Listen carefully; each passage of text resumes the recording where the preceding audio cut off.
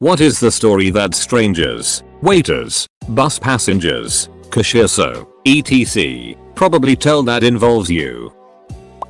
The poor woman forced to sit next to me on the Bolt bus from Nick to Philly in October 2013 probably still dreams of me. You see, the night before I had smashed my face into the sharp edge of a coffee table during a drunken hookup on the floor of my friend's apartment. I almost but not quite put my teeth clean through the thin piece of skin under the lip but above the chin. Being sort of young and definitely drunk, we decided to not go to the hospital, rather stick a large band-aid on my face and hope for the best. I also had what turned out to be the beginning stages of bronchitis. I had to get on the bus with a hangover, a cough rivaling that of a de-ancient street child, a cut on my face that would open and bleed profusely each time I moved my mouth. I also woke up late for the bus, so there was no time to even try to clean up my appearance. This poor lovely woman sits down next to me. I smile at her in an attempt to convince her I am human and alive, and I promptly start gushing blood from my face. I then begin to panic,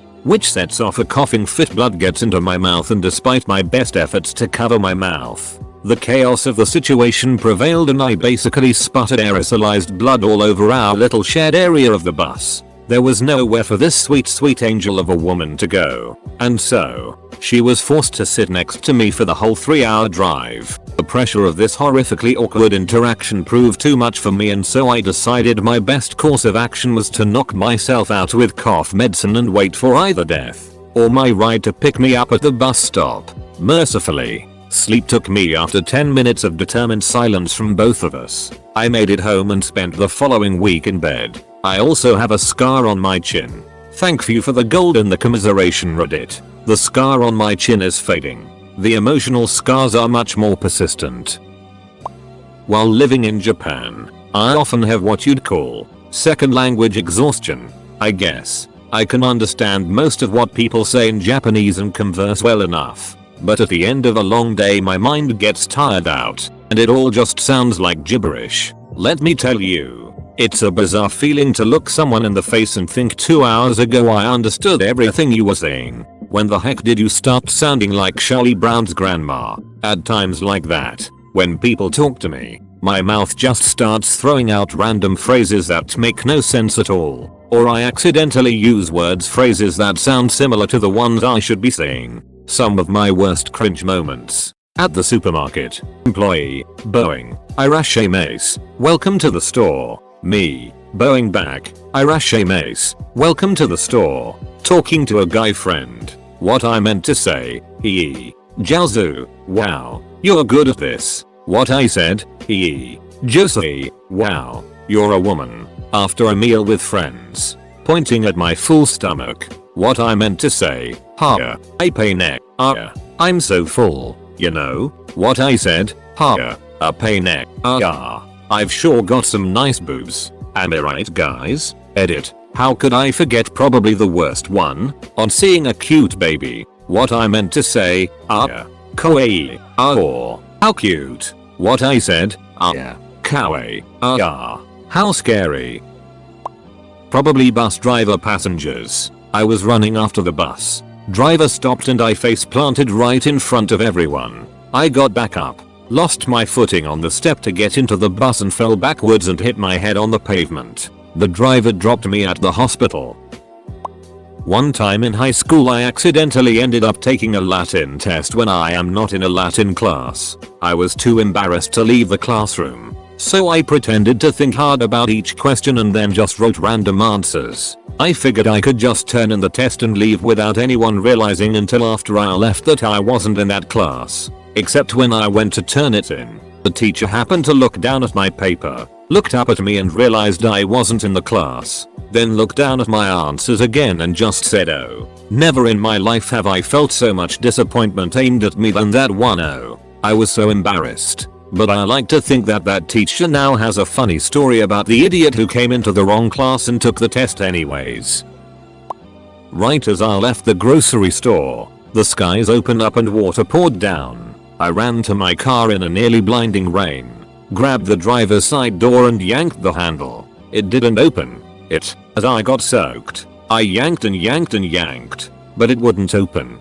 It was locked, but I didn't lock it. After a few seconds I heard a scream, looked inside the car, and saw an elderly woman sitting in the passenger's seat with a terrified expression on her face. WTF. Then I looked one row over in the lot and saw my car, calmly waiting for me. I had run up to an identical car to mine and tried to yank the door open. I am sure that in the following years, that old woman repeatedly told the story of the time some crazy guy tried to break into her car and kidnap her. One evening I was having some friends over for a fire and some pizza, so I ordered the pizza, specified for the driver to bring I out back, and then I went outside to get the fire together before my friends arrived. I started chopping the wood and was burning up, so I went inside to put on some gym shorts. At this point I realized all my shorts were in the wash and I saw a skirt of my girlfriend's laying on the floor. Forgetting about the pizza man coming, I just put on the skirt and nothing else and went outside to chop wood in it, feeling much less hot in it. After about 10 minutes of chopping wood shirtless and in my pretty skirt, I hear what the duck and turn around sweaty holding my axe with a skirt on to see the pizza man just starting at me. Needless to say, it was a little awkward. Was at the office supporting a major project we had done on our finance department overnight. I'm in IT. After the important stuff was done, I went to the bathroom to take a bit. Was a long coffee filled night, so my stomach was feeling it. Sit down. Start doing my business and someone else comes and sits in the only other stall in there. Nice shoes, I think to myself. I finish up before the other person, so I wipe and get up. Our office has auto flushing toilets, so it flushes. Clogged. NBD, I think to myself. Will just go wash my hands and tell facilities. Bend down to pull my pants up. Infrared picks me up and flushes again. At this point the water comes within 1/8 of an inch from the rim. I'm getting nervous. There is tons of splatterit floating in that devil's brew of water and it's right at the edge of disaster. At this point I do my best James Bond impersonation to try and slide out of the stall without being noticed by the villainous toilet lasers. I successfully make it out. Cue. Grab the stall handle to close the door and I hear the sound I had so desperately tried to avoid. Flush. I instinctively say, oh my god. Auto flush. It infused water starts covering the floor in all directions. And fast. As I say this, I see MR. Nice shoes TM lift his feet up in the air to keep them safe, like the floor is lava, and yells, what the duck. I blurt out, going to get help BRB, and leave him trapped in his stall, holding his feet off the ground while taking a writ of his own. Walk downstairs, find the front desk person and say someone flooded the bathroom on the 2nd floor. It's disgusting in an off-put tone to try to cover my tracks. I've always imagined that story being retold by MR. Nice shoes. When I worked in a retail store, I was helping a disabled lady in a motorized wheelchair go around the store and fill her basket. At the end she thanked me and said goodbye, and as I put the basket on her lap, I placed it on the joystick and she shot back at full acceleration into a clothes rail. She was understandably shook, and so was I. So I said bye and retreated slowly backwards into the children's wood apartment. A bit like this. HTTP. Hey, remember that boy who accidentally set himself on fire with matches in the grocery store? I had grabbed an ass of matches in the gas station before my dad took us shopping. Unbeknownst to him, walking around, one of the matchbooks came undone and rubbed a match head against the friction strip of another matchbook. Flame on. I smothered the flames, suffering an incinerated pocket and mild burn to my thigh. But dad gave me a 3rd-degree burn to my ass when we got home. I paid for a lady's shopping when both her cards got declined and she started crying and putting things back. Her daughter had a magazine and she started crying and asking why I pretended that she had dropped a cute 20 note and handed it to her so she could pay. I've been there and know how it feels. Anyway, about a month or so later, my brother-in-law, whose girlfriend worked in the supermarket, started telling the story to me and my wife about this guy who paid for the shopping. So I'm that guy that Till Girls and Morrisons tell stories about. Woohoo. Edit. Wow. My first ever gold. Thank you, stranger. I'd previously posted the story somewhere else a few years back. I like to think I helped enough that day for that lady to turn things around. There could have been numerous reasons that are nobody's business but hers for that happening. I knew that sinking feeling she was having too well, and I'm by no way a wealthy man, but it seemed the decent thing to do. Maybe she'll do it for someone else someday. Don't think it makes up for all the times I've been an asshole though, but it's a start. Thank you. 2 years ago I stopped at a car wash. I had in one of my pockets 4 €100 bills. In the other pocket I had €3 to give the guy as a tip. I was talking at the phone. I wasn't paying attention. Put the money in the tip jar and left. After 2 hours when I got home, I realized that I only have €3 in my pocket. So the guy received a €400 tip that day. I am sure that he told everyone about the crazy guy that gave him a huge tip. Edit. It was in Romanian currency. I said it in euros because I wanted everybody to understand the amount. This is the 5 RON 1.2 euros. This is the 500 RON 120 euros. I had 3 of them in each pocket. They look the same. So instead of giving the guy a tip of 15 RON, 3.6 euros, I gave him 1,500 RON, 360 euros. The wash was already paid. Didn't costed me 360 euros. That money were there for a different reason. When people I don't know ask me to take pictures of them, I normally take a few funny selfies while they get set up. Was riding shotgun in my own Jeep Cherokee and I had my backpack on the floor at my feet. I was in a big rush to get into the bank, so as soon as he parked, I pushed open the door and hopped right out. Except that my feet were somehow through one strap of the backpack, so they didn't come with me. I just sort of plopped out, landing flat on my back with just my feet still in the car, in a crowded parking lot of a bank on a busy street at rush hour. My BF was laughing too hard to help me up, as were many passerby. But the people still talking about this 12 years later are my co-workers, because I strained both Achilles with this agile maneuver, so my ankles and feet swelled up and I couldn't fit them into shoes for over a week. Had to wear flip-flops in November and limp around the office in socks the whole time. Have never been able to live it down with my friends and family. I had an endoscopy and colonoscopy unsedated in the same appointment. Almost every physician and nurse in that hospital came to see, and when I was in recovery, so many asked me questions. I'm well known there. I called recently to get my records and the receptionist said, "You're the girl who did it unsedated." First time I went to India I had purple hair. Went to the zoo because why not? Every kid there didn't want pictures of the lions or the tigers or the monkeys or anything. They wanted pictures with the white guy with purple hair. I'm sure there are pictures of me surrounded by smiling kids in several houses in India. That time they jogged past a topless girl carrying a hedgehog down a country road. When I was growing up my mother drove Cadillacs. My grandfather had been really sick and was relearning how to drive. Keep in mind he was in his late 60s and in fairly good shape. He convinced his daughter-in-law, my mother, to let him and myself, a young 4-year-old, to go pick up my father from work. I was in the back seat in my car seat when his foot slipped at a stoplight. He ran through the front of a store, completely destroying the front of it. I slept through the entire thing. Didn't wake up until my firefighter pulled me out of my car seat. That's when I discovered my love for sleep, and my ability to sleep through almost anything. Edit. Everyone was fine. In fact, the store owners had been begging their landlord to renovate the front of their store. They collected insurance, and no one was hurt.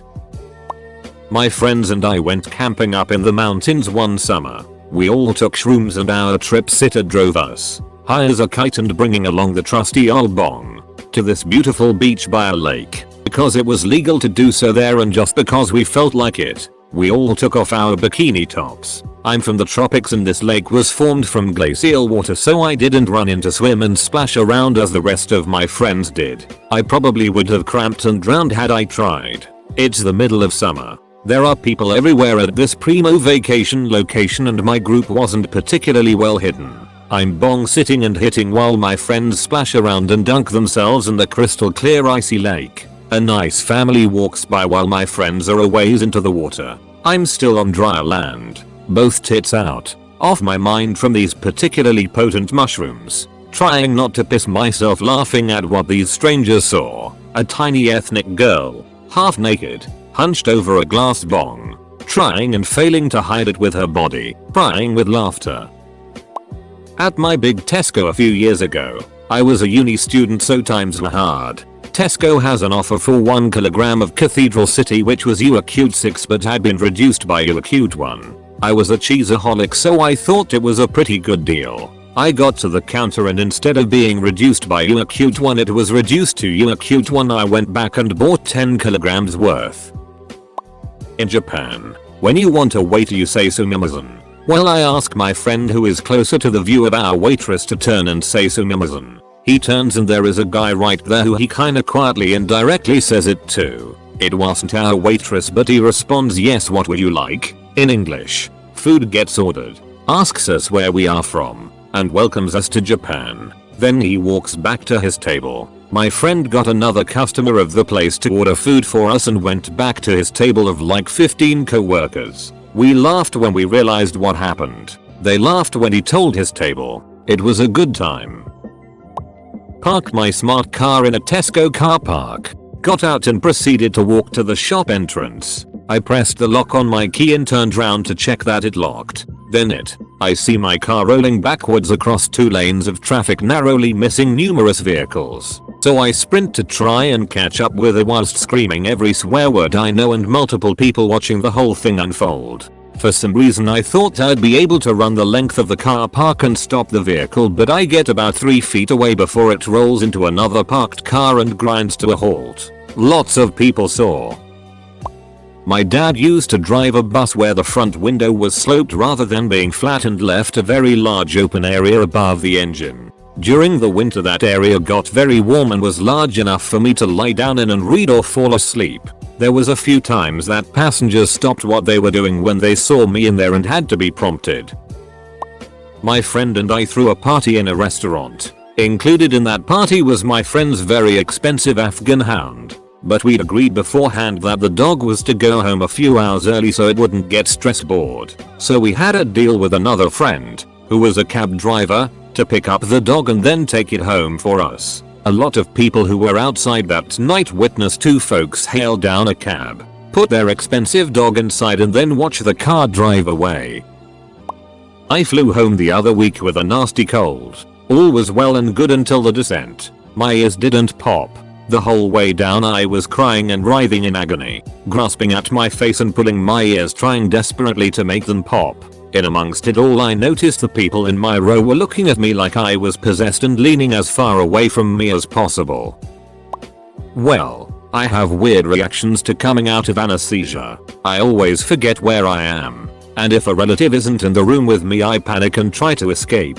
When I had my wisdom teeth removed, all 4 were coming in horizontally. I had to be put completely out. I told the nurse, dentist and husband that he needed to be in the room with me when I woke up, or I might try to fight people. They all 3 laughed it off. Because how much damage could I really do? I woke up and the only person in the room was a male nurse. I panicked, smashed the guy's face into the wall while he had his back turned and ran out of the office, down the street into an IHOP screaming that someone was after me. Apparently my husband was in the bathroom at the time. Both the dentist office and the IHOP called the police. By far the most embarrassing thing I have ever been through in my life. Sounds boring, but when I went to vacation in Croatia we ordered one of every pancake on the menu to eat as dinner. In the Netherlands, eating pancakes for dinner is normal. The pancakes were listed under the dessert section though. I think we had 6 each and the waiter had a smile from ear to ear with every pancake he brought us. We gave him a big tip even when it's not customary to do so in Europe. Just a small tip will do most of the time. Had a public meltdown when I thought I lost my 5-year-old son in a strip mall, screaming sobbing about how you can't do that. I didn't know where you were. I was calling for you. A whole store got silent and was looking at me. Parents who have lost kids in public places can relate to this.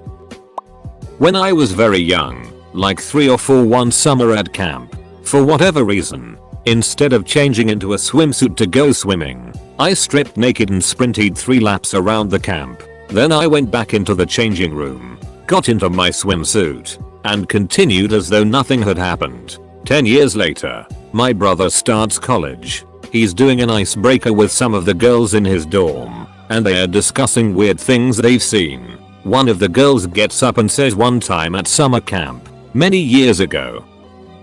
One time me and a pal were stoned and wanted to get some milkshakes, so we went to the corner store and tried to operate this machine, but it wouldn't work. We asked the guy on cash if it was broken. He didn't seem like he knew, so he came over to check. He started to fiddle with it and mutter in a foreign language in irritation, and me and my buddy couldn't help but laugh because we were just standing around waiting for him to fix it, and after about 10 minutes we were still standing there and about to bail when he got it running, and as soon as I went to put my cup in the machine I knocked the cover for it right off and spent the next 5 minutes trying to fix it while my friend was telling me to leave it. I didn't want to be that guy to just leave it, so I ducked around for a long time before I realized the guy was still right behind me waiting for me to stop my stone stumbling around so he could fix it. After all was said and done we went to pay, and when I went to put my card in I put use the errand one, baffled at why my PIN wasn't working. It was a bad experience and I should have just stayed home. My friend's ex-girlfriend worked at an animal park. She reversed over an ostrich. Panic slammed it into first and killed it. So years later I go to a Basement Jaxx gig and lo and behold they have an ostrich t-shirt, and I tell the seller the story. At the end of the gig I go back with my mate to the merch stand to get her a t-shirt and repeat the story to the lady, who replied, "Oh, you're that girl." Edit word. Oh man, I've got one but I'm probably too late to this : well anyway, here goes. I was 16 and had been diagnosed with Tourette's over the summer. My most noticeable tic was sort of like a half bark, half yelp.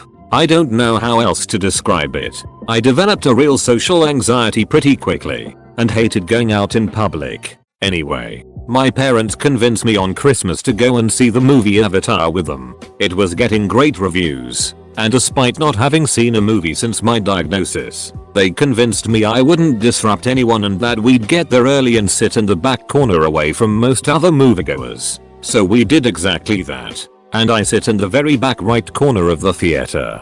However, the social anxiety from knowing I was in a room with about 300 strangers for the next 3 hours got to me. I was ticking like crazy and hated every moment of it. Through a loud, action-packed movie, every few seconds the entire theater could hear a half-muffled bark coming from the back of the room. I don't know why I didn't excuse myself from the theater. It would have been the right thing to do, but I guess I wasn't in a great state of mind. So that would be my answer. OP.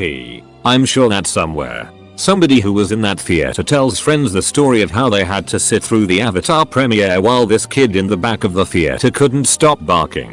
And they likely had no idea what the duck was wrong with me. It's a funny story now in hindsight, even though I still tic at 24. They aren't as bad or as frequent, but I still don't enjoy going to see movies like I should. Running to catch the streetcar. I tore my calf muscle and collapsed right on the streetcar tracks. Thankfully, there wasn't one coming in that direction. At a local minor league baseball game, the umpire lost count of strikes during a playoff game somewhere in the second inning. He did it again in the fourth. I took it upon myself, probably because I was nearly a dozen beers in at this point, to begin counting strikes as the count from Sesame Street. It wasn't long before an entire section behind home plate had joined in. Probably the time I had food poisoning and was trying to make it home. I had to get off the bus long before my stop because I felt nauseous. So I frantically got the driver to let me off, bolted off the bus and copiously vomited in the nearest possible receptacle, which was one of the trees in pots flanking the doors of the Thai restaurant on the corner. Not my proudest moment, and I imagine the bus passengers were probably wide-eyed and watching with bile fascination. Pun not intended. That being said, I still look at that tree like an old friend.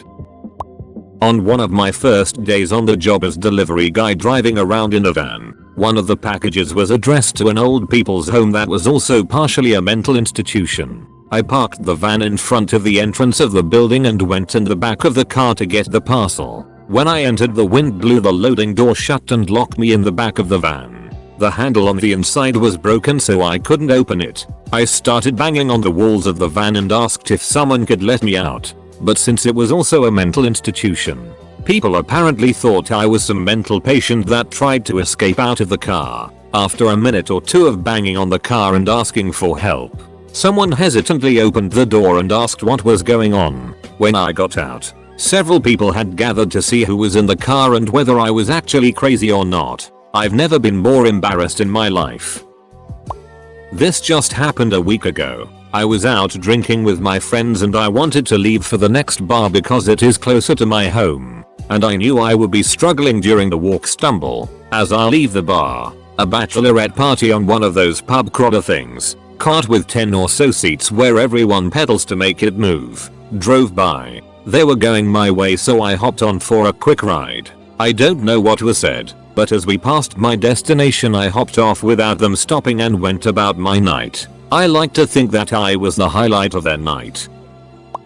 Last day of exams in first year of uni. I'm with my friends and then girlfriend at the SU and we're celebrating. It must only have been 12:30 PM but I'd already had 5-6 pints of Strongbow when my girlfriend decided to take me back to halls. We get on the bus and I rest my head against the window as I'm fairly slaughtered. Well, the vibrations of the bus moving in my skull had started to make me feel quite unwell. My girlfriend later described my face as blue. So I push the button to stop the bus. I realize I'm going to chuck up very soon and hope the bus stops and I get away in time. Didn't happen. The bus stops but before the door opens I hurl on the floor. Right onto the skirts of a woman wearing a hijab next to the door. I mumble my apologies and stagger off whilst my girlfriend runs to buy me some water and a new shirt. We go to the next bus stop and all the passengers are there from my bus, as my bus had to go back to the depot to be cleaned. Haven't drunk Strongbow since.